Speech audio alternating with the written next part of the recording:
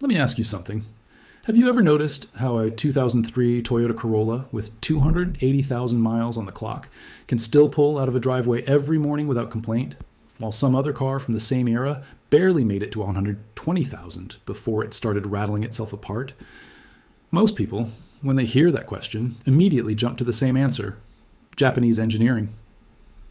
And sure, there's something to that, but here's the thing: that answer is only about 10% of the story. The other 90%? Almost nobody talks about it.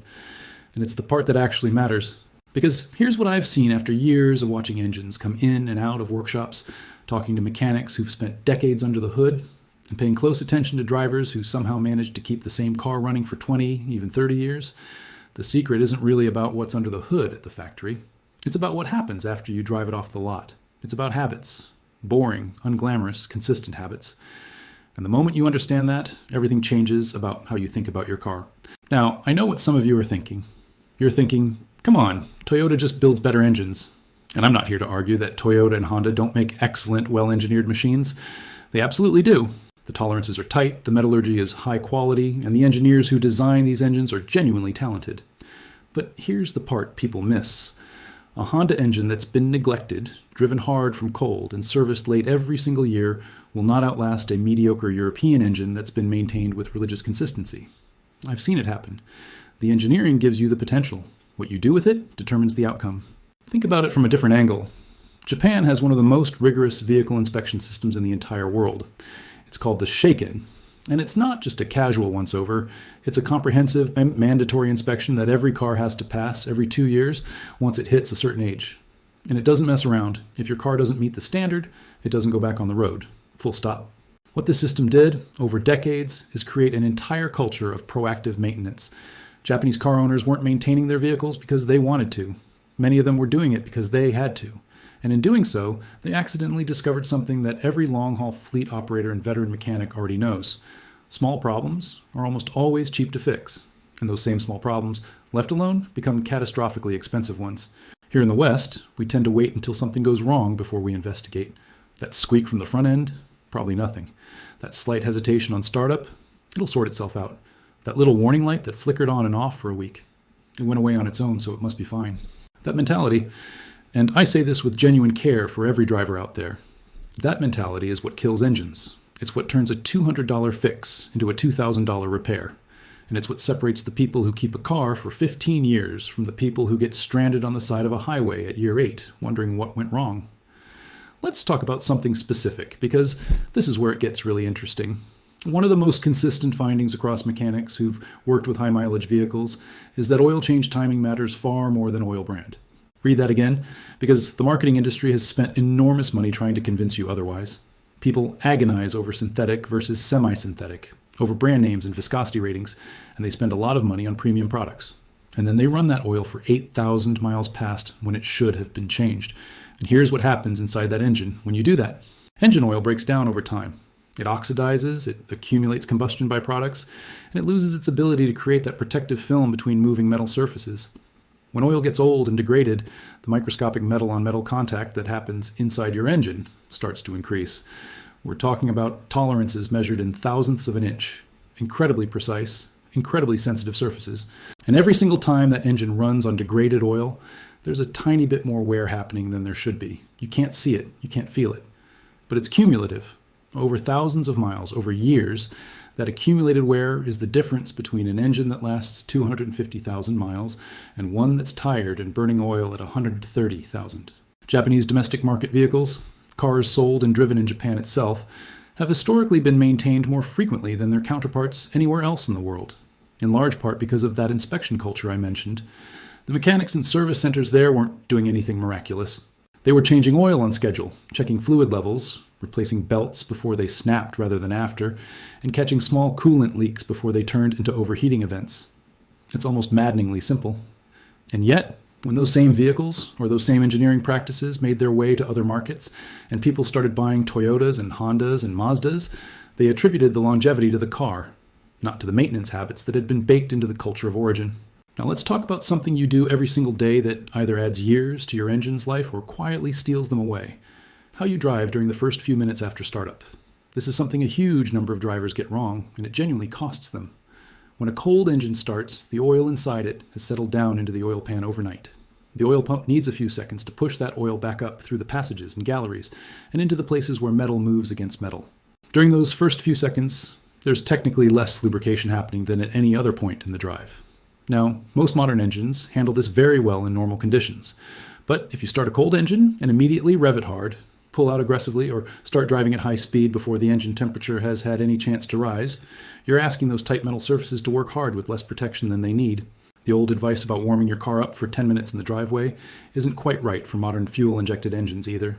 That wastes fuel and actually washes lubricant off the cylinder walls. What you actually want to do is start the engine, let it idle for 30 to 60 seconds, and then drive gently, keeping the revs low and avoiding hard acceleration until the temperature gauge starts to move. That's it. That simple habit, practiced consistently every single morning over years, reduces wear significantly. It costs you nothing except a little bit of patience. And yet, I've watched people start their car, rev it twice as they pull out of a parking space, still completely cold, and then wonder years later why the engine sounds rough. Smooth driving is a phrase that gets thrown around a lot, but I want to make it concrete for you. Think about two drivers making the same 20-minute commute. Driver A accelerates briskly to speed, holds it, and brakes firmly. Driver B rolls away smoothly, matches traffic flow gradually, and begins to slow down well before traffic stops, rather than braking hard at the last moment. Both arrive at work at the same time, roughly. But driver A's engine, transmission, brakes, and suspension have all experienced significantly more mechanical stress during that commute than driver B's. Multiply that difference across 5 days a week, 50 weeks a year, for 10 years, and you start to understand why smooth drivers consistently end up with cars that last longer. It's not a coincidence, it's physics. There's also something mechanics notice about drivers who don't pay attention to their cooling system. The cooling system is, without exaggeration, one of the most important systems in your engine for longevity. An engine that runs too hot, even occasionally, even briefly, can cause damage that shortens its life considerably. Warped head gaskets, damaged piston rings, compromised seals, these are expensive problems. And the thing is, most cooling system failures are preceded by warning signs. A temperature gauge that's creeping a little higher than usual, a slight sweet smell that sometimes comes through the vents, a small drip of coolant under the car on a hot day. These are your engine telling you, politely, that something needs attention. Drivers who listen to those signals and act on them quickly are the ones who never have to hear a mechanic say the phrase, head gasket failure. Drivers who ignore them eventually learn what that phrase costs. I want to share something that a fleet manager once told me, because it's stuck with me ever since. He managed a fleet of delivery vehicles, over 100 of them, and he'd been doing it for more than 2 decades. His fleet ran a mix of Japanese and other brands, and over the years, he'd tracked maintenance costs and longevity obsessively. And what he told me was this: the vehicles that lasted longest in his fleet were never the ones with the fanciest parts or the most expensive oil. They were the ones that were serviced the most consistently, every interval, without exception, without delay. He said the most dangerous thing a driver could do was decide that it was fine to go a little longer between services just this once. Because just this once almost always happens more than once, and the engine doesn't forget. Here's something worth understanding about timing belts and timing chains, because this is an area where even careful drivers sometimes make a very costly mistake. Timing belts in particular have a service life. They're designed to be replaced at a specific mileage or time interval, whichever comes first. And they will often give absolutely no warning before they fail. No sound, no vibration, no indication whatsoever. They simply break. And when a timing belt breaks on what's called an interference engine, which covers a huge number of vehicles, the result is catastrophic internal engine damage that typically requires either a complete rebuild or engine replacement. This is a repair that can cost several $1,000s, and it is almost entirely preventable by following the manufacturer's recommended replacement interval. I've spoken to mechanics who've seen this happen to drivers who were otherwise meticulous about their car. They just didn't realize the belt was due. Let's come back to Japan for a moment, because there's another piece of this cultural picture that's easy to overlook. Japanese drivers, again, partly because of the inspection culture, developed a habit of paying attention to their cars in a way that's become less common in places where inspections are less rigorous. Noticing a new vibration, recognizing a change in how the engine sounds on startup, feeling a slight difference in how the car pulls through a corner. These might sound like small things, and individually they often are, but cumulatively, a driver who is attuned to how their car normally feels and sounds will catch problems at the earliest possible stage, which is always the cheapest and least complicated stage to deal with. There's a reason that many of the highest mileage vehicles in the world are Toyotas. The Land Cruiser famously serves in some of the most punishing conditions on Earth: remote areas of Africa, the Middle East, across deserts and through mountains. And the vehicles that accumulate extraordinary mileage in those environments are not necessarily being maintained with premium synthetic oil from a specialty brand. They're being maintained consistently by people who understand that attention and timing matter more than brand names. A Land Cruiser with 400,000 miles isn't running on magic. It's running because someone changed the oil when it needed to be changed, replaced the belts when they were due, topped the fluids when they were low, and listened to the machine when it spoke. Now, I want to talk about something that's become a real problem in modern car ownership, which is over-reliance on warning lights. The dashboard warning system in modern cars is genuinely useful technology, but it is absolutely not a substitute for regular maintenance. Warning lights are, in most cases, reactive. They tell you when something has already gone wrong, not before. The oil pressure warning light, for example, doesn't illuminate because your oil is getting old. It illuminates because oil pressure has dropped to a critically low level, at which point damage may already be occurring. Using warning lights as your maintenance reminder system is like waiting for chest pain before you think about your cardiovascular health. By the time the signal fires, the window for easy intervention has often closed. And while we're on the subject of things people get wrong, let me mention coolant. Most drivers know they're supposed to change their oil. Far fewer realize that coolant has a service life too. Old coolant becomes acidic and starts to corrode the components it's supposed to protect: the water pump, the radiator, the heater core, the aluminum surfaces inside the engine itself. A coolant flush at the right interval is a very inexpensive service that prevents some genuinely costly failures. The same is true of transmission fluid, brake fluid, and power steering fluid. These aren't upsells from mechanics trying to pad a bill. They're legitimate, time-sensitive services that have a real impact on how long a vehicle lasts. Let me bring this all together because I want you to leave this video with something practical and actionable, not just an interesting idea. The pattern in every long-lasting vehicle, whether it's a Tokyo taxi that's covered 500,000 kilometers or a family Camry that's been in the same household for 22 years, is consistency and timing. Not perfection, not the most expensive products, not some secret Japanese engineering formula.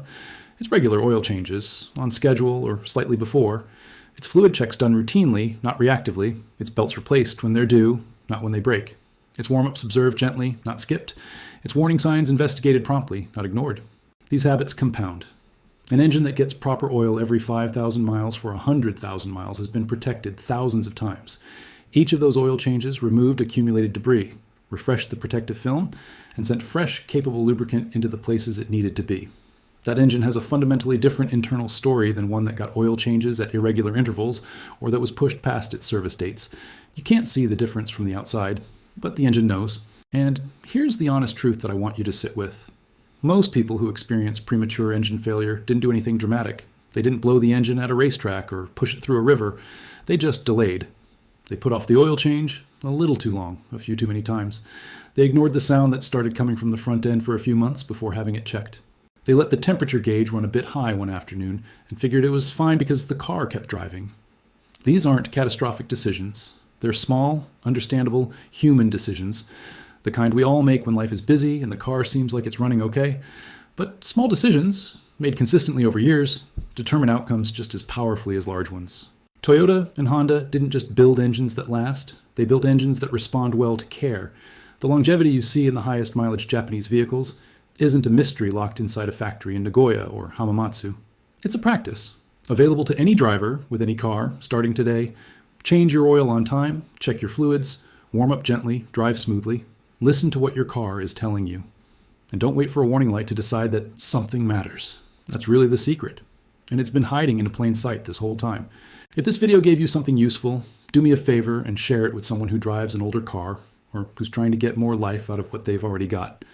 There's a lot of expensive, complicated advice out there about keeping cars running, and sometimes the most powerful thing I can do is just point out that the simplest, most consistent habits are the ones that actually work. I'll see you in the next one.